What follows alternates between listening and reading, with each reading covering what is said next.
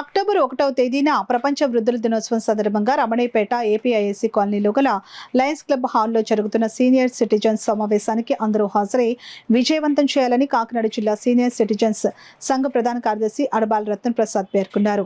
ఈ సందర్భంగా ఏర్పాటు చేసిన మీడియా సమావేశంలో సంఘం అధ్యక్షులు బుద్ధరా సత్యనారాయణ రాజు, సభ్యులు యనమల రామం, డాక్టర్ దాసురి శ్రీదత్, చింతపల్లి సుబ్బారావు, రేలంగి బాపరాజు తదితరులు పాల్గొన్నారు. సీనియర్ సిటిజన్స్ అందరూ కూడా సమావేశాన్ని ఏర్పాటు చేయడం జరిగింది.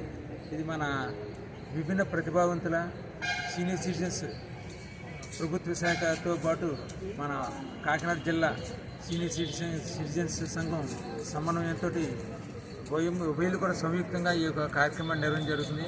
ఈ కార్యక్రమానికి మరి సీనియర్ సిటిజన్ అది కాకినాడ జిల్లాలో ఉన్న సీనియర్ సిటిజన్ అందరూ కూడా హాజరై ఈ కార్యక్రమం విజయవంతం చేయవలసిందిగా కోరుతున్నాము. అదేవిధంగా మరి మన రాష్ట్ర జనాభాలో 13% సీనియర్ సిటిజన్స్ ఉన్నారు. వారి యొక్క సమస్యలు పరిష్కరించి భవిష్యత్తులో ప్రభుత్వం కానీ కేంద్ర ప్రభుత్వం కానీ రాష్ట్ర ప్రభుత్వం ఏమి చర్యలు తీసుకున్న దాని మీద చర్చించడం కోసం ఈ సదస్సు ఏర్పాటు చేయడం జరిగింది. ఈ సదస్సు ద్వారా మరి సీనియర్ సిటిజన్ సమస్యలను కూడా ప్రభుత్వం దృష్టికి తీసుకెళ్ళడం జరుగుతుంది.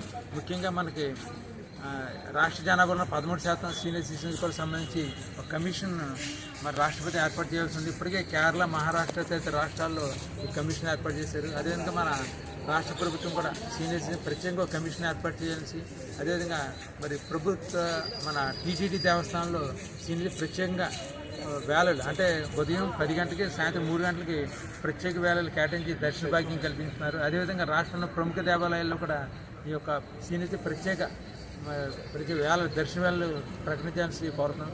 అదేవిధంగా మరి ప్రభుత్వ జనరల్ హాస్పిటల్లో సీనియర్ ప్రత్యేక క్యూ ఏర్పాటు చేయాల్సి ఇటువంటి డిమాండ్స్ ఉన్నాయి. ఇవన్నీ కూడా ప్రభుత్వం తీసుకెళ్ళడం కోసం ఈ యొక్క సమావేశం ఏర్పాటు చేసి అందరూ కూడా హాజరుగా ఉందని కోరుతున్నాం.